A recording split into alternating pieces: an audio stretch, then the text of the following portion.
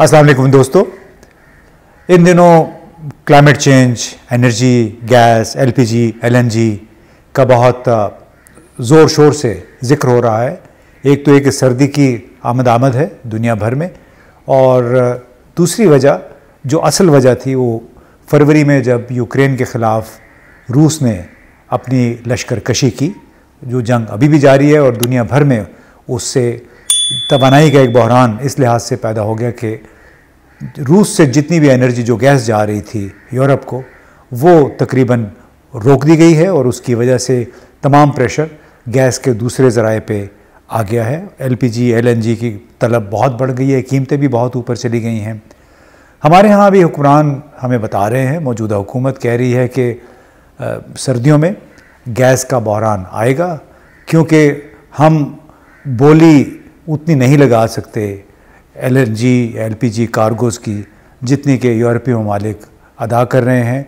लिहाजा हमें सर्दियों में, ख़ास तौर पे दिसंबर जनवरी में एक बड़े बहरान का सामना करना पड़ेगा।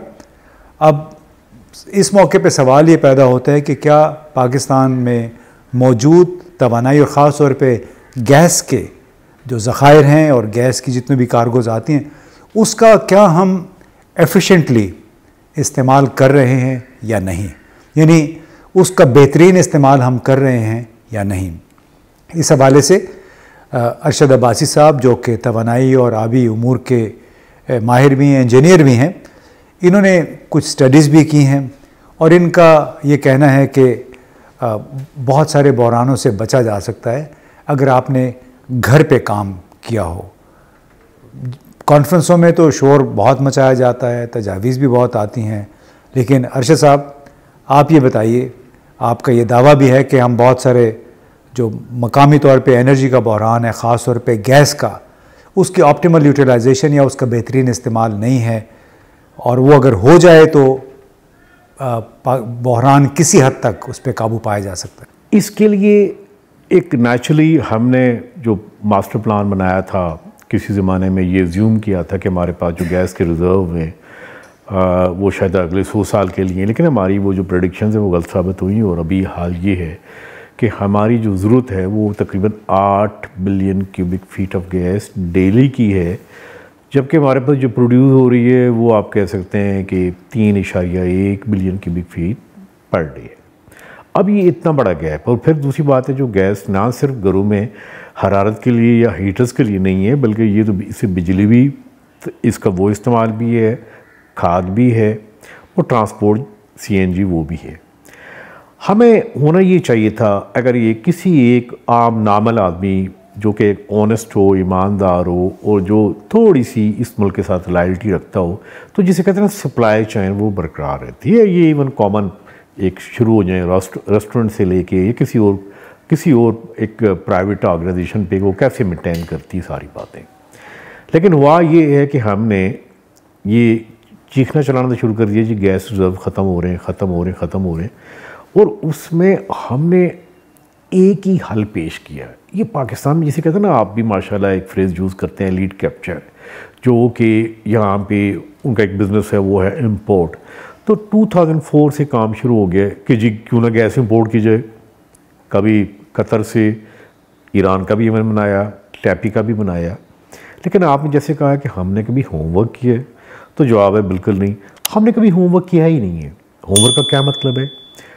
आपके इंस्टीट्यूशन ने आज से 3 साल पहले एक रिपोर्ट रिलीज़ की, उसका नाम था हेल्प, यानी हाइड्रोकार्बन एक्सप्लोरेशन लाइसेंसिंग पॉलिसी। इसमें एक छोटी सी एफर्ट थी। लोग आम तौर पे ये जानना चाहते हैं कि पाकिस्तान में गैस की कमी क्यों हो जाती है, इसकी बड़ी 2 वजूहात क्या हैं? देखिए, वो अब हम जब देखते हैं इस पूरे क्राइसिस को, कहते हैं हमसे कहाँ कहाँ गलतियाँ हुई हैं, ख़ताकारियाँ हुई हैं। तो जैसे 3-4 महीने पहले एक रिपोर्ट रिलीज़ की, और आपके इंस्टीट्यूशन से की, और रिपोर्ट क्या थी कि पिछले साल हम पाकिस्तान गया था एक ग्लासगो कॉन्फ्रेंस में, और देखिए नॉर्मली पाकिस्तान का ट्रेंड यही है कि पूरा brigade ministry of climate change पे जाता है, उनके पूरा साल में सचिवों को एक ही काम होता है कि नेक्स्ट कॉन्फ्रेंस की तैयारी क्या करनी है।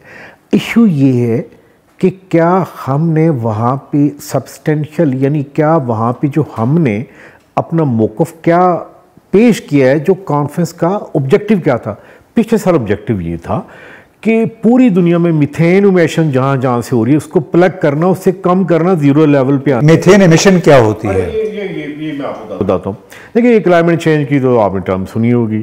क्या है कि जब भी कोई हाइड्रोकार्बन जलता है, यानी चाहे ऑयल हो, डीजल हो, पेट्रोल हो, गैस हो, कोयला, क्या होता है कि डीकम्पोज होता मटेरियल, उससे बनती है कार्बन डाइऑक्साइड, उससे बनती है कार्बन मोनोऑक्साइड, नाइट्रोजन ऑक्साइड, ब्ला ब्ला ब्ला। ये एक और डिटेल में हम चले जाएंगे।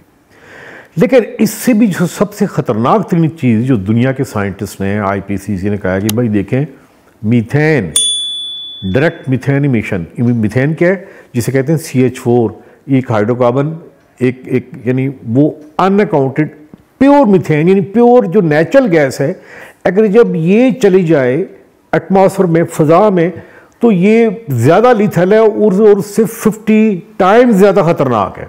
हमने इसको प्लग करना है।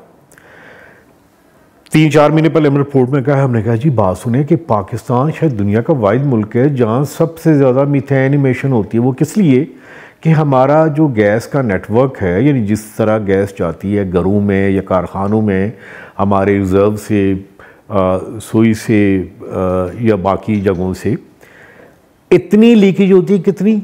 ये तो कहते हैं जी 14% है, 15% है, लेकिन एक्चुअली ऑन द रियलिटी ये 22% है। ये दुनिया में रिकॉर्ड है, हमने ये रिकॉर्ड ब्रेक किए हुए है। हालांकि यहाँ पे गैस की जो डिस्ट्रीब्यूशन के लिए जो जाती है वो 2 billion cubic feet per day है। इम्तियाज़, एक मिसाल देते हैं अमेरिका की कि वहाँ पे daily 38 billion cubic feet of gas मुख्तलिफ घरों में जाती है। वहाँ पे लॉसेस कितने हैं? 1.2। दुनिया में जो स्टैंडर्ड है वो 2 का है, हमारे यहाँ 22 है। हमने वो जो कॉन्फ्रेंस अटेंड की थी ग्लासगो में, वापस आते और आके जो सेक्रेटरी है और जो मिनिस्टर है बताते कि जी देखें वहाँ पे ये बातें हुई हैं और हमने जो बातें वहाँ सुनी हैं और वहाँ पे हम कुछ साइन भी करके आए हैं, इसको हमने ट्रांसलेट करना है। और ये जो मुमकिन है, ये बड़ा अच्छा, यानी आप कह सकते हैं इसके एक कमर्शियल एक पहलू एक्सपेक्ट भी है कि हमने ये अनअकाउंटेड जो गैस लीकेज है इसको ख़त्म करना है। मैं आपको वैसे वो बता दूँ, अब गैस की इंटरनेशनल मार्केट में प्राइस क्या है? $36 से $40 पर MMBTU। ये हम जो डेली गैस ज़ाया करते हैं, आप समझे कि एक पूरा एक कंटेनर, यानी इक्वल टू, अगर कैलकुलेट किया जाए तो साल की हम $4 से $6 बिलियन की गैस यूं ही हवा में उड़ा देते हैं। लेकिन अब ग्लोबल कम्युनिटी नोटिस ले रही है, क्योंकि देखिए इन्वायरमेंट की कोई बाउंड्री नहीं होती। जब हम मीथेन इमिट करते हैं तो मेरे ख्याल में एक डंडा इनको पड़ेगा कि तुम जो कहते हो कि हमें क्लाइमेट चेंज में कंपोजिशन करें, और ये रिपोर्ट भी बिल्कुल अंडर कंसिडरेशन है, कोई जवाब इनको आएगा कि आपने क्या काम किया। एक तो आप क्लाइमेट चेंज की जो डेफिनेशन है उसको आपने, जिसे कहते हैं, रुथलेसली वायलेट किया। उधर आपके गरीब लोग हैं जिनको सर्दियों में गैस नहीं मिल रही और गैस उड़ा देते हैं, और ये कोई रॉकेट साइंस नहीं है।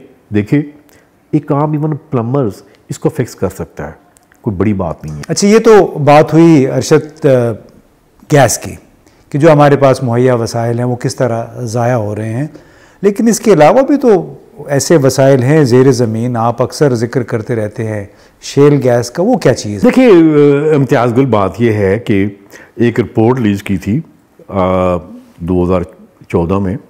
उस रिपोर्ट के बाद इंटरनेशनल प्लेयर आए, उन्होंने कहा जी ऐसी है कि शेल गैस, जो एक्चुअली बेसिकली नेचुरल गैस ही होती है, उन्होंने कहा हम इसको अनलॉक करके देंगे और इसका जो रेट है हम $9 लेंगे। अगर आप आज चेक करें, देखें, तो ये ऑन रिकॉर्ड है कि एक इंटरनेशनल इटालियन कंपनी ने कहा है। देखिए, गैस हमने नहीं निकाली है, गैस पहले भी इंटरनेशनल कंपनीज ही आई हैं। $9 को हमने रिजेक्ट किया और बाद में $32 $34 पर MMBTU इंटरनेशनल ली है। और देखिए इम्तियाज़ गुल, जब आप ये बात करते हैं तो देखें इस नाजुक से हाथों ने मार्शल शेल गैस मिशन पे काम किया हुआ है, और वो जो मेरी शेल गैस की रिपोर्ट थी बाद में US सेनेट ने उसको इंडोज किया है। आप वो कहते हैं ना, किन किन बातों को आप पाकिस्तान में हाईलाइट करेंगे। अच्छा, मैं और आप हाईलाइट भी कर जाएंगे तो किसने क्या एक्शन लेना है? नैब ने एक्शन लेना है, किसने लेना है? लेकिन एक बात याद रखिए, उस मुल्क में कभी वो कहते हैं ना, जो चुप रहेगी ज़ुबान खंजर, लहू पुकारेगा आस्तीन का। $9 कितने शेल गैस हमने साफर को रिजेक्ट किया हुआ है। शर्म आनी चाहिए उन लोगों को। लेकिन ये फिक्स कैसे होगा? और फिर ख़ास तौर पे जो आपने कहा कि दुनिया वाले आप इनसे पूछेंगे कि आप एक तो अनट्रीटेड जो कोयला है इतनी बड़ी मिकदार में पाकिस्तान में इस्तेमाल हो रहा है, कार्बन मोनोऑक्साइड, आप भी बारबेक्यू बड़े शौक़ से खाते होंगे, इसके साथ साथ जो खाम गैस खारिज हो रही है, इसको हम कैसे प्लग कर सकते हैं? ये तो बहुत बड़ा निज़ाम, बहुत बड़े वसाइल इसके लिए चाहिए।